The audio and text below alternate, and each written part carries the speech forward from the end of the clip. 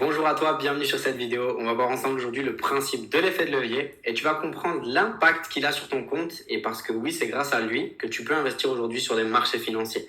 Tu ne pourrais pas, sans cet effet de levier-là, poser un capital, du moins en dessous de 10 000 euros et pouvoir t'en sortir sur les marchés financiers. Ce serait impossible.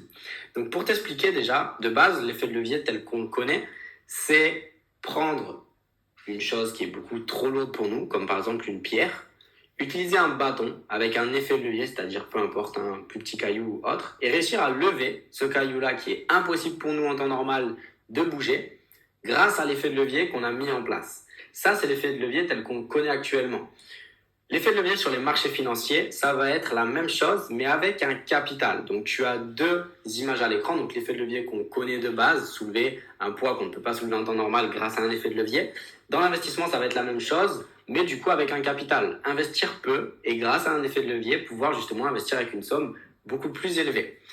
Cet effet de levier-là, c'est le broker qui le met à ta disposition. Tu ne peux pas y avoir accès par tes propres moyens. Tu peux y avoir accès par le biais du broker qui lui te permet d'investir sur les marchés financiers en te prenant une petite commission qu'on appelle spread. C'est en gros la relation gagnant-gagnant que tu as avec lui. Tu investis sur le marché, il te prend une toute petite commission élevée à quelques centimes lorsque tu lances un investissement, on l'a vu sur la vidéo précédente. Et à partir de là, justement, tu peux commencer à investir tel qu'une personne qui a un capital qui est équivalent à peut-être 10 000, 100 000, voire plus sur les marchés. Donc comment ça fonctionne? C'est très simple. C'est comme s'il te faisait crédit, c'est-à-dire qu'il ne te prête pas d'argent en soi. Tu ne devras pas d'argent au broker ou quoi que ce soit, mais il met à ta disposition une possibilité d'avoir un plus gros investissement. Ça se passe sous forme justement d'effet de levier. Alors on le connaît, je vais te mettre à l'écran les formes. 1, 2 points, et c'est le chiffre qui suit qui déterminera l'effet de levier dont tu bénéficieras. Par exemple, la plupart des brokers donnent un effet de levier qui va c'est pas 1, 10, c'est 1, 1 normalement. 1, 10, ça existe aussi bien sûr, mais c'est 1, 1 vraiment le minimum. Jusqu'à 1, 2.500, et il y a même des brokers qui font des effets de levier à 1, 2.3000, mais on ne va pas aller jusque-là. 1, 2.500, c'est déjà le maximum dont à l'heure actuelle en France, on peut avoir justement à notre disposition.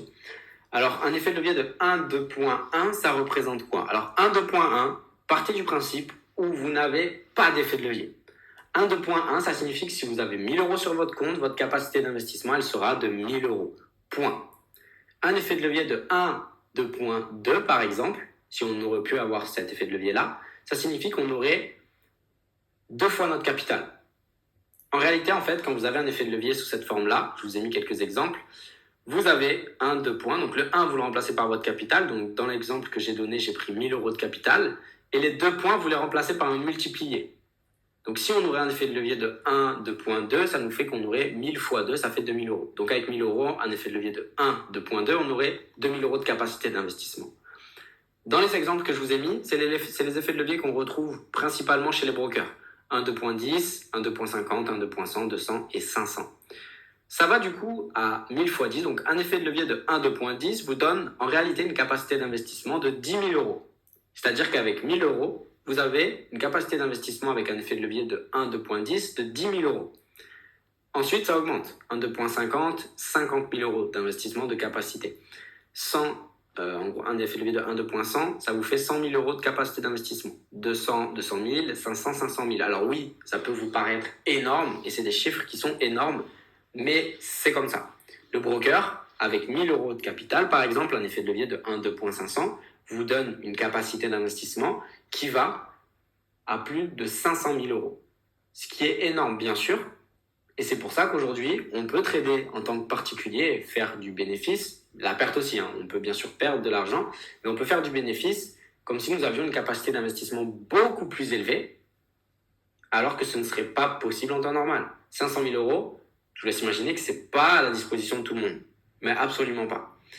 Donc, on a la possibilité, la capacité d'avoir cet effet de levier à notre disposition. Maintenant, il faut prendre en compte que bien sûr, ça va dans un sens, mais ça va aussi dans l'autre. C'est-à-dire que notre capacité d'investissement, si elle est plus élevée, on peut faire bien sûr plus de bénéfices, mais on peut faire aussi plus de pertes.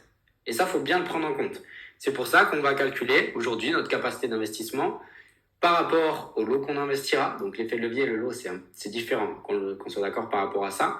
Par rapport à la taille de notre stop loss, à notre objectif de bénéfice, tous ces critères qui vont rentrer en compte. Mais dans tous les cas, par exemple, avec 200 euros, imaginons un plus petit investissement, 200 euros.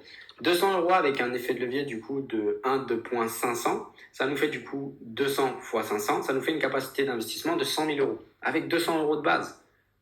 Vous vous rendez compte un petit peu la capacité qu'on a aujourd'hui à notre disposition que l'on n'avait absolument pas il y a à peu près 15-20 ans.